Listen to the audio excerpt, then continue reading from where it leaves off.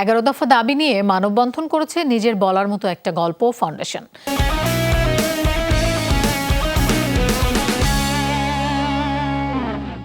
সকালে জাতীয় প্রেস ক্লাবের সামনে মানববন্ধন করে নিজের বলার মতো ফাউন্ডেশন। এ সময় ফাউন্ডেশনের প্রেসিডেন্ট ইকবাল বাহার 11 দফা দাবি তুলে ধরেন।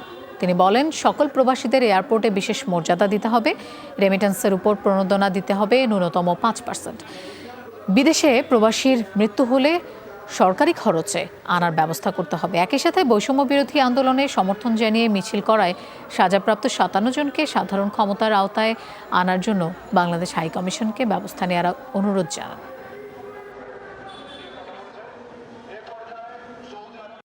প্রবাসীরা যাতে সত্যিকার অর্থে সেবা পায়, তাদেরকে সেখানে তুচ্ছ তাচ্ছিল্য করা হয়, তাদেরকে সম্মান দেওয়া হয় না, সেইটা থেকে তাদেরকে বিরত থাকতে হবে। তাদেরকে সম্মান দিতে হবে। তাদের পাসপোর্ট এবং ভিসা জড়িত অন্যান্য এবং বৈধকরণ জড়িত অন্যান্য সমস্যাগুলোর দিকে আমাদেরকে এমবেসিগুলোকে নজর দিতে হবে।